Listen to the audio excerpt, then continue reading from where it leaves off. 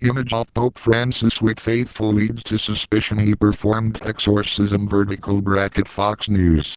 Fox News Digital Network. Fox News. Fox Business. You report. Fox News Radio. Fox News Latino. Fox Nation. Fox News Insider. Login. Account. You're logged in as. Profile. Log out. Search site. Listen to Fox News Radio Live. In air now. In air personalities. Home. Video. Politics. U.S. Opinion. Entertainment. Tech. Science. Health. Travel. Lifestyle. World. Sports. In air. Previous slide. Next slide. World home. UN. Afghanistan. Iran. Iraq. Middle East. Americas. Asia, Pacific. Global terror. Europe. Africa. Image of Pope Francis with faithful leads to suspicion he performed exorcism. Published May 21, 2013. Associated Press. In this image made from video, provided by Acton, Pope Francis lays his hands in the head of the young man on Sunday, May 19, 2013, after celebrating Mass in St. Peter's Square. The young man heaved deeply a half-dozen times, convulsed and shook, and then slumped in his wheelchair, as Francis prayed over him. The television station of the Italian Bishops' Conference said it had surveyed exorcists, who agreed Francis either performed an exorcism or a prayer to free the man from the devil. The Vatican was more cautious Tuesday, saying Francis didn't intend to perform any exorcism. But as he often does for the sick or suffering, he simply intended to pray for someone. AP photo/Acton. Vatican City and is Pope Francis an exorcist? The question has been swirling ever since Francis laid his hands Sunday in the head of the young man after celebrating Mass in St. Peter's Square. The young man heaved deeply a half-dozen times, shook, and he then slumped in his wheelchair, as Francis prayed over him.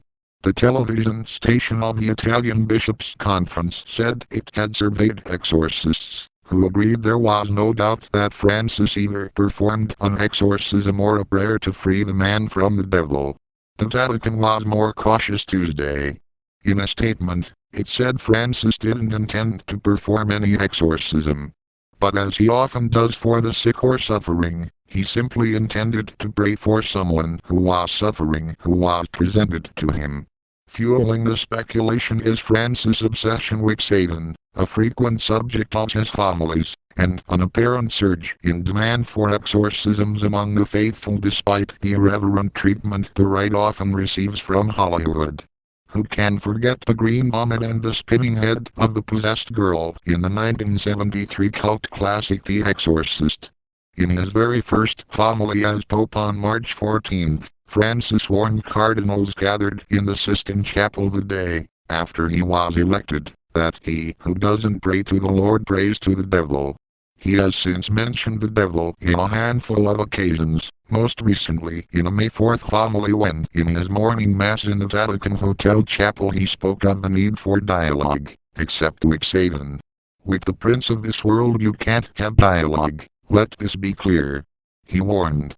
Experts said Francis' frequent invocation of the devil is a reflection both of his Jesuit spirituality, his Latin American roots, and a reflection of a Catholic Church weakened by secularization.